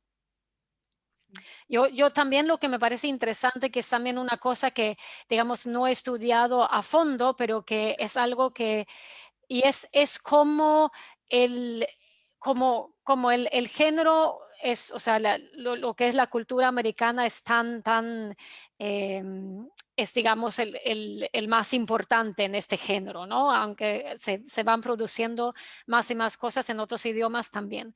Pero entonces es interesante el uso, no sé qué opinan ustedes que son hispanohablantes nativos, yo no lo soy. En inglés se utiliza desde hace mucho, ¿no? En películas de terror con monstruos así, la expresión the thing, ¿no? Hay incluso una película antigua que se llama así, The Thing, ¿no? Para hablar sobre algún tipo de monstruo, ¿no? Algo no humano. Y muchas veces lo que se ve en las novelas en español, escritas originalmente en español, es que se utiliza la cosa o como el ejemplo que mostré antes, no fue a papá, fue a esa cosa que maté, ¿no? Y el uso de esa cosa para hablar de un ser no humano, yo creo que eso realmente es una influencia del inglés. O sea, que originalmente no se utilizaría esa cosa para hablar sobre algo no humano, sino que eso es, digamos, como una especie de traducción del inglés. No sé qué dicen ustedes, si están de acuerdo. ¿Talamantes? Sí, de hecho, eso es muy cierto. Más que nada, yo creo que es porque el español tiene más palabras que quizás son más específicas, pero no tanto para la cuestión mediática que debe tener una película. Por ejemplo, pues digo, no nada más podemos usar cosa, o sea, podemos usar objeto, podemos usar ser, podemos usar criatura, podemos usar otro tipo de objeto. Digo, o sea, hay muchas palabras que se pueden usar como think, pero al final de cuentas, todo tiene que ver con la cuestión mediática de una película. O sea, es muy fácil, quizás, cosa, pues es algo bien cortito, es algo totalmente indefinido, que puede ser muchas cosas diferentes. Entonces, pues así es como lo dejan. Que quizás le podrían poner, no sé, la criatura. O por ejemplo, he visto algunas traducciones que de Think le ponen como la cosa del otro mundo. Y ya es un poquito más específico y ya es un poquito más, pues ya te trae un poquito más, ya no es algo así, al aire nada más.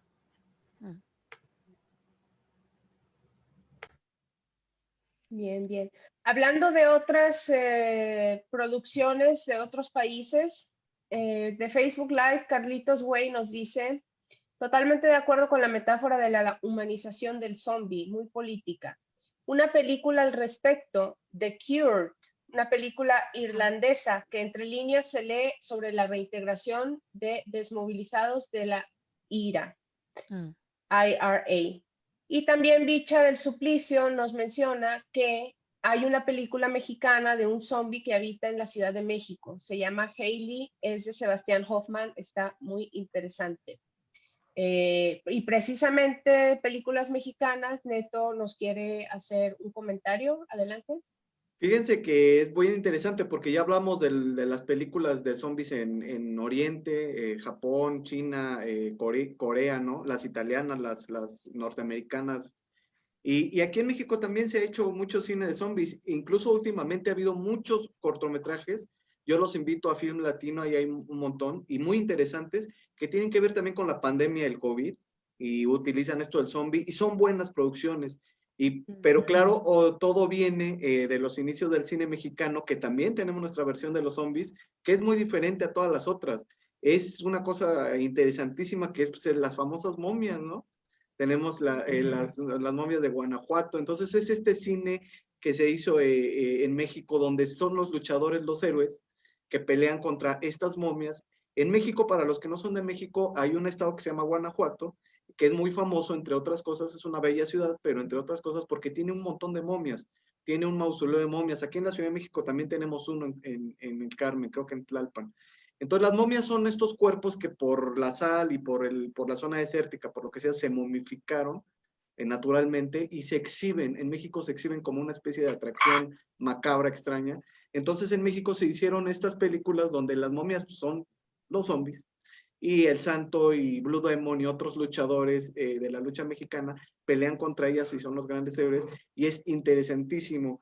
Creo que la de el Santo contra las momias creo que fue del 70, creo que es una película de 1970, creo que fue Federico Curiel el que la hizo, y hubo como 3 o 4 más en donde sale Blue Demon también, sale también Mil Máscaras, y entonces esa es la aportación que tiene México, por lo menos en el pasado, con su propia versión de lo que para nosotros eran los zombies, que eran las momias, ¿no? Gracias, Ernesto.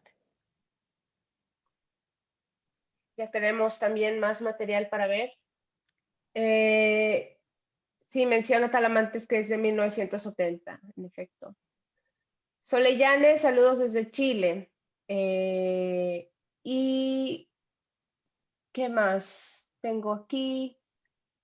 Me gusta el mazapán. ¿Qué opinan de las películas o videojuegos que le meten de más como mutaciones y zombies imposibles de matar?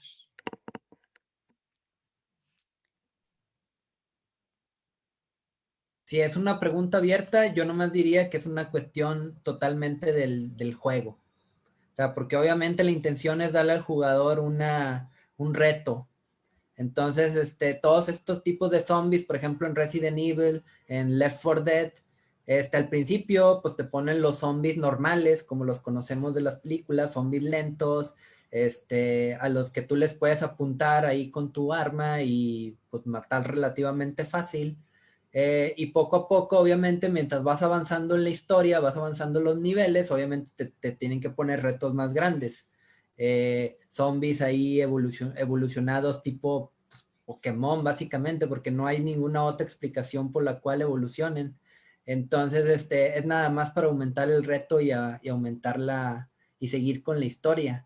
De ese punto, no sé si haya algunas novelas que nos podrían decir donde ocurre más o menos lo mismo. O sea, al principio de la historia, los zombies son más o menos normales, zombies pues, lentos, así, ocurriendo algo, no sé, una mordida y te infectan. Pero ya después, poco a poco, nos vamos dando cuentas que no nada más piensan, sino que ya empiezan no sé, se hacen una especie de medio gigantes, le salen ahí unas fauces, unos tentáculos o cosas de ese tipo, que es como generalmente lo usan en los videojuegos. Por ejemplo, bueno, Resident Evil es bien famoso por eso. No No, sé si yo hay no algún libro. conozco ninguna, no me suena ninguna novela así. Pero lo que me parece que es interesante, que seguramente que tienes razón, José, que la razón por la que van evolucionando en los videojuegos es justamente porque se tiene que ir subiendo de nivel y se tiene que hacer más y más difícil. Pero también es interesante la razón de la deshumanización del zombie es también una cuestión de moral, ¿no? O sea, por ejemplo, ¿por qué hay zombies que, aparte de ser zombies, son además nazis? Pues podemos pensar en algo digamos, más inhumano o más horrible que un nazi que además es zombie. Y eso obviamente nos da la licencia para matar sin tener problemas morales, ¿no? Y eso es lo que yo he descubierto en mi investigación también, que muchas veces cuando las escenas se ponen violentas, cuando los humanos supervivientes tienen que matar a los zombies sin dudar, sin pensarlo, para poder sobrevivir, es también los momentos en los que mediante el lenguaje deshumanizan todavía más a los zombies. Porque obviamente no es lo mismo decir I shot her in the head como decir I shot it in the head. Ya estamos hablando de otra cosa, ya no es un asesinato, ¿no? Y entonces me imagino que en los videojuegos, cuan menos humanos sean los zombies, cuan más, bueno, monstruosos realmente y como mutilaciones, pues más, digamos, moralmente, o sea, menos problemas morales tenemos para matarlos a cantidades, ¿no?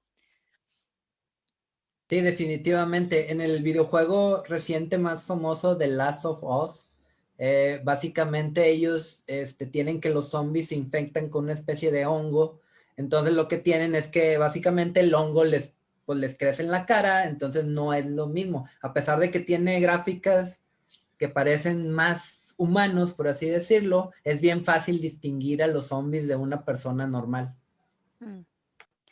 Eso es interesante porque eso es algo seguramente hace juego con una relación con lo que existe en la vida real, ¿no? Este hongo que se apodera que crece en el cerebro de las hormigas, ¿no?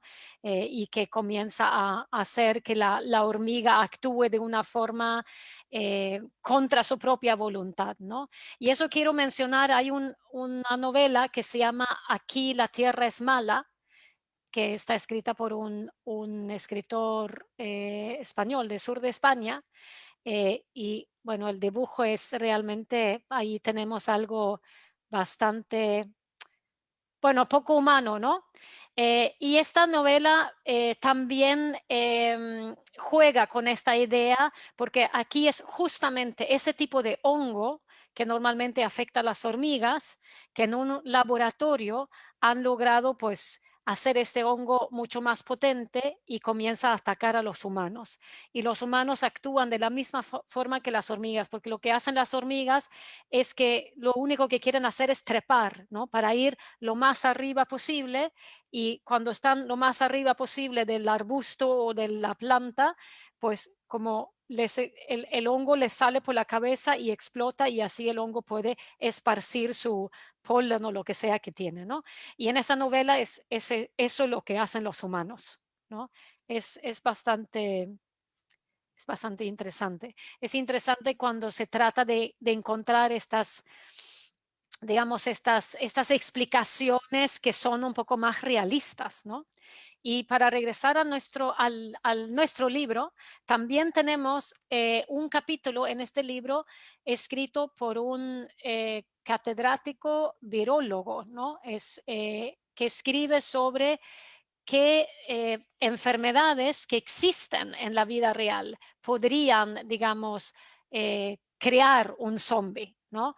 Y lo que dice básicamente es que estas cosas que tienen los zombies, ¿no? De ser muertos vivientes, de contagiar, de ser muy contagiosos, de no tener fuerza de voluntad propia, de ser violentos, etcétera. Si se juntara varios virus o varias enfermedades diferentes como el rabies y, bueno, varias enfermedades diferentes, si se pudieran juntar todas esas enfermedades en una sola, podríamos tener zombies de verdad. Lo que pasa es que obviamente es muy poco probable que eso pase, pero realmente, digamos, todas esas características que tiene el zombie en los cuentos existen, solo que no existen todas juntas, ¿no? En efecto. Afortunadamente. Afortunadamente. Afortunadamente.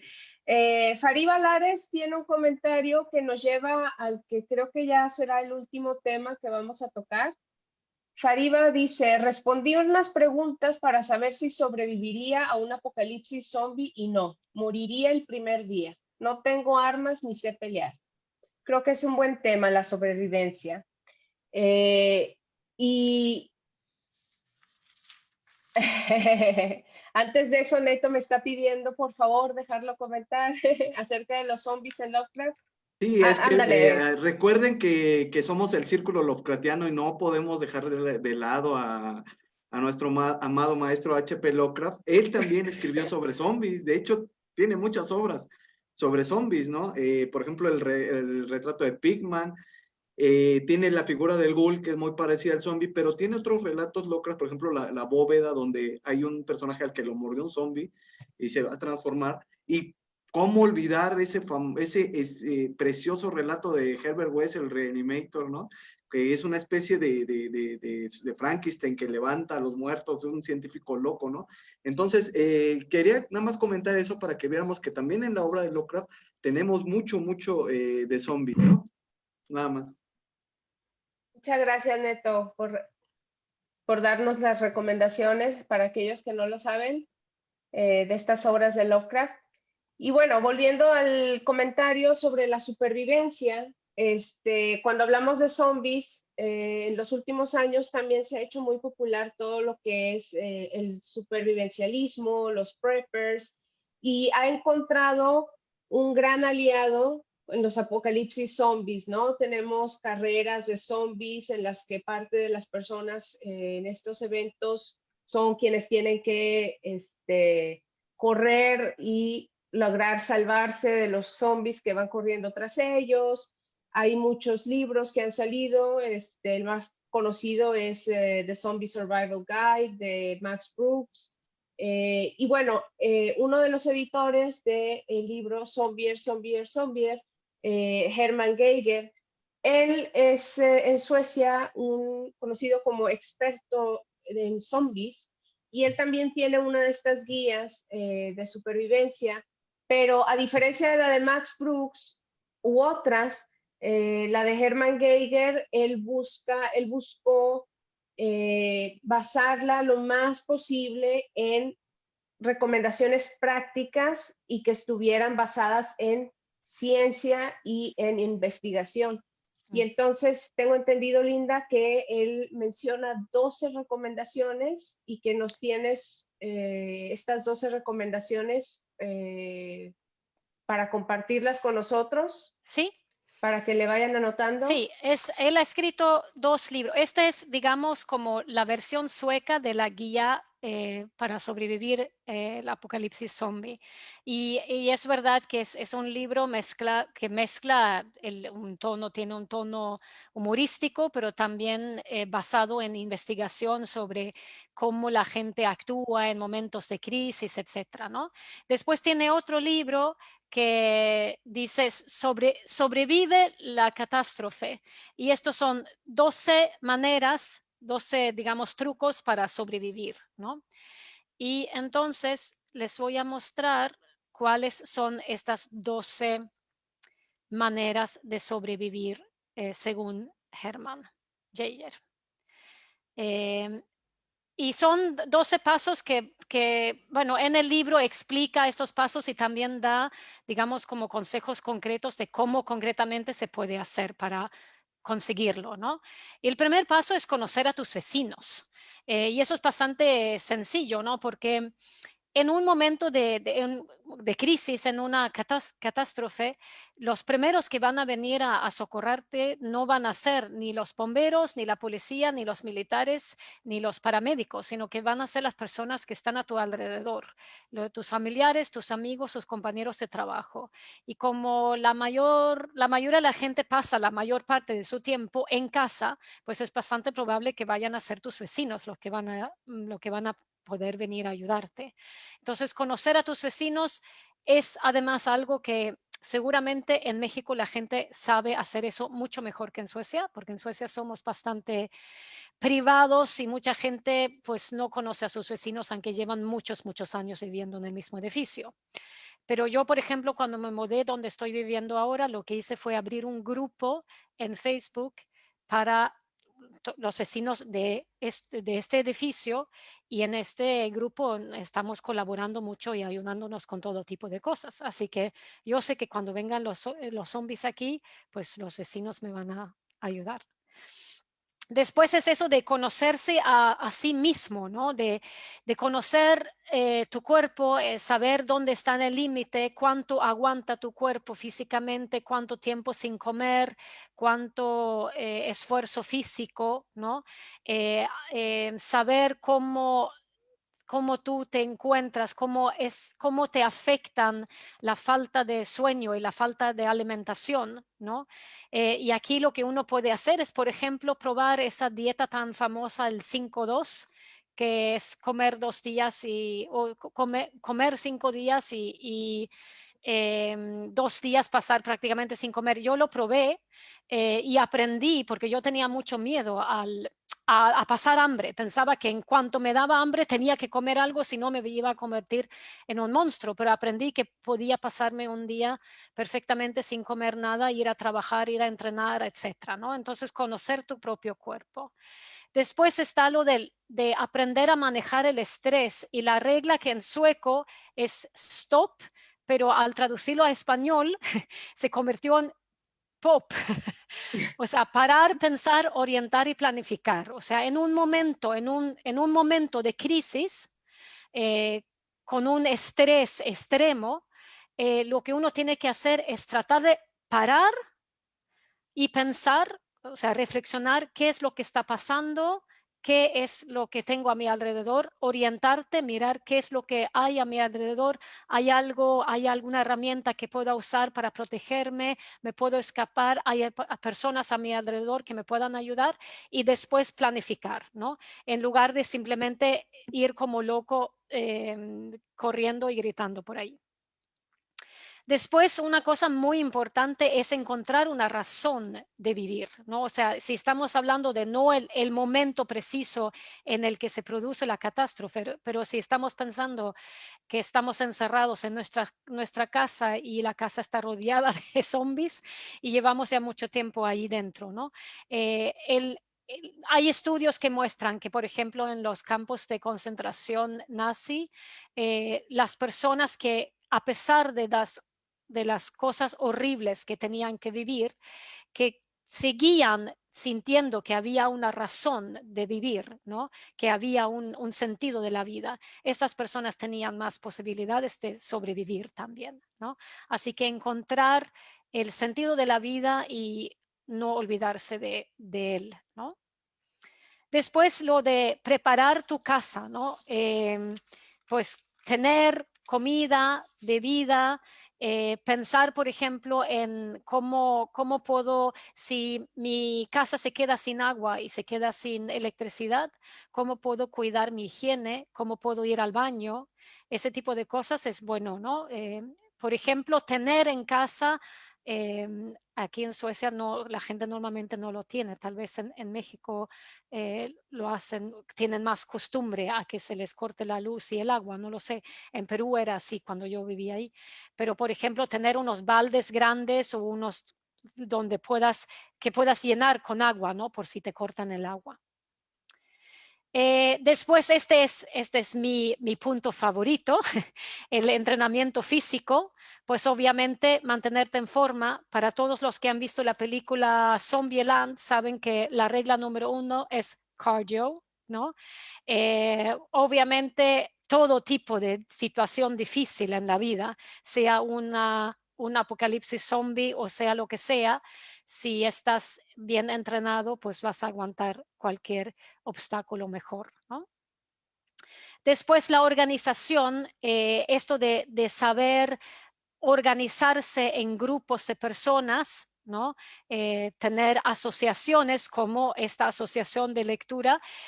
También escuché hace poco que habían hecho un estudio que mostraba que las personas que ven muchas películas de terror y leen muchas cosas, sobre todo de zombies, que ahora están aguantando la pandemia mejor. ¿Han escuchado ustedes algo de eso? Sí. Que Matías Klassen. sí, sí, Sí. sí.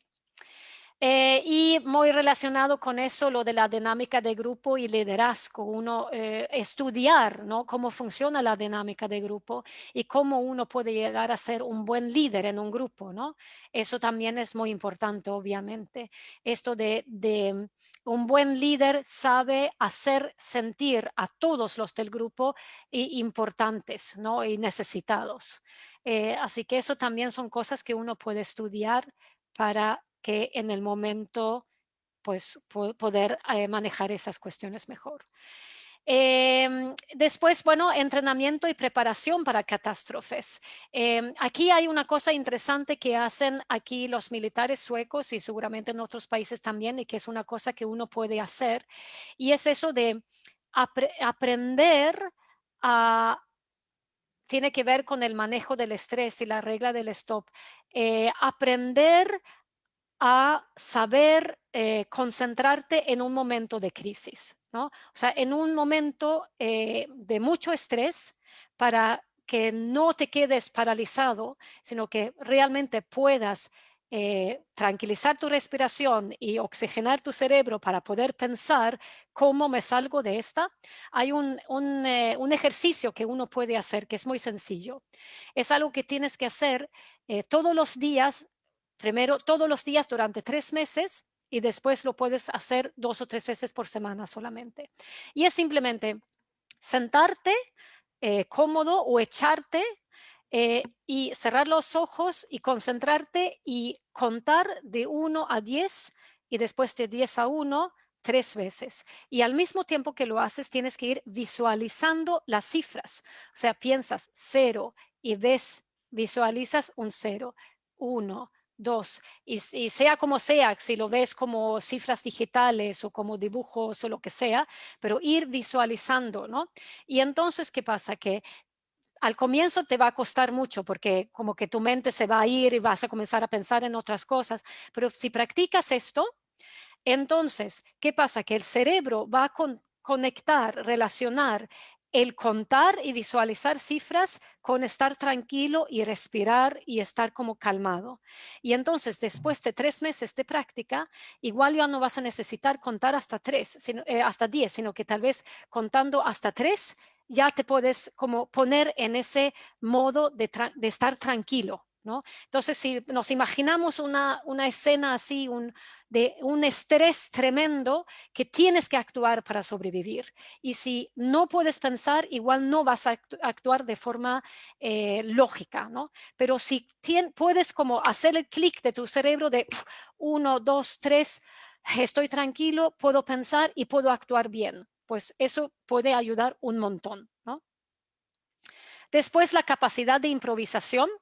O sea, que si tienes un plan, saber abandonar el plan a tiempo si te das cuenta de que el plan no estaba funcionando como pensabas, y saber improvisar. Y eso se puede practicar también, por ejemplo, entrando en el baño de tu casa y mirar qué cosas tengo en el baño, qué cosas tengo en el baño que me podrían ayudar para sobrevivir, por ejemplo, si ahora entrara una horda de zombies aquí en mi casa, ¿no? Después, conseguir un pasatiempo, eso es importante. El seguir constantemente desarrollándote para aprender cosas nuevas. Y esas cosas nuevas pueden ser cosas como cómo sobrevivir en la naturaleza, cómo cocinar en un ambiente muy rudimentario, lo de liderazgo. Hay un montón de cosas. Bueno, aprender, qué sé yo, a disparar con un arma o el primer auxilio, etcétera, ¿no? Y también tener un pasatiempo para todo ese tiempo que vas a pasar en tu casa con la casa rodeada de zombies, ¿no? Tienes que tener algo que hacer para no volverte loco del aburrimiento, ¿no? Y el último es el realismo optimista. O sea, ser realista pero optimista al mismo tiempo. Y eso se puede resumir tal vez en como pensar o esperar lo mejor, pero prepararte para lo peor. Y esos son los 12 consejos que tiene Hermann Jaeger para sobrevivir el apocalipsis zombie. Excelentes consejos y creo que son incluso excelentes para la vida diaria, algunos de ellos, ¿no? Definitivamente. Definitivamente. Bueno, dice Morgan, soy médico, sobreviviré. Eso lo veremos. Muy bien. Bueno, ya para cerrar, Linda, quisiéramos que nos dieras 3 recomendaciones de libros sobre zombies y tus 3 recomendaciones de películas y o series del género. Ok, es siempre difícil reducirlo a 3, pero antes mencioné la novela The Girl with All the Gifts, que en español se llama Melanie. Esa no dejen de, o sea, no vean solamente la película, sino que tienen que leer la novela también. Después, claro, en inglés hay un montón, pero yo quisiera recomendar algo en español, ya que estamos aquí con ustedes que son hispanohablantes.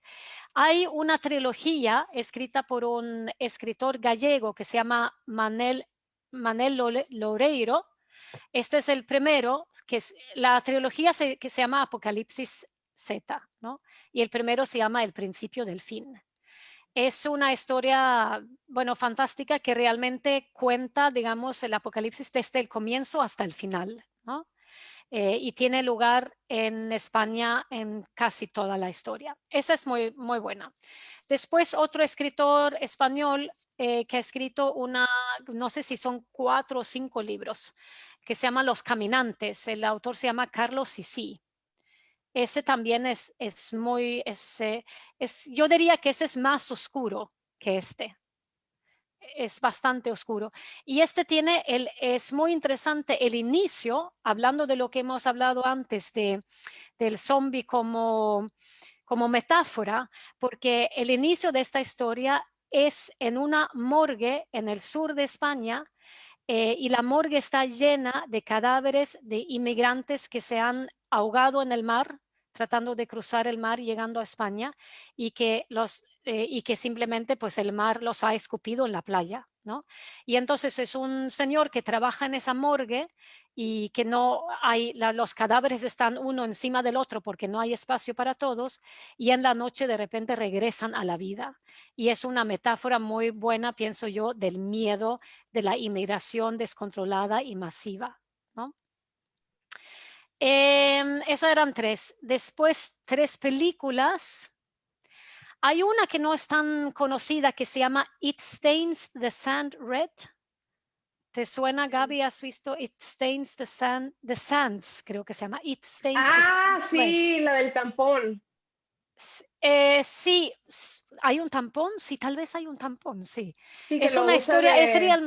es realmente una mujer y un zombie. Sí, Sí, es una historia a mí me gusta mucho. sí, es muy buena. ¿Y qué más? Bueno, Train to Busan, que hablamos antes, también me gusta mucho. Y bueno, The Walking Dead. Incluso las últimas temporadas. Mm, ya no tanto, ¿no? Ya no tanto. Las primeras son las mejores. Sí, Sí. muy bien. Pues muchas gracias, Linda, por haber aceptado la invitación. Creo Gracias que ha a ustedes sido por una invitarme. plática muy interesante. Le damos gracias a todos los que nos acompañan aquí en Zoom y también le damos gracias a todos los que nos acompañaron por Facebook Live. Y esto es todo por hoy. Cuídense de los zombies, cuídense de los virus y seguimos en contacto con el círculo. Muchas gracias.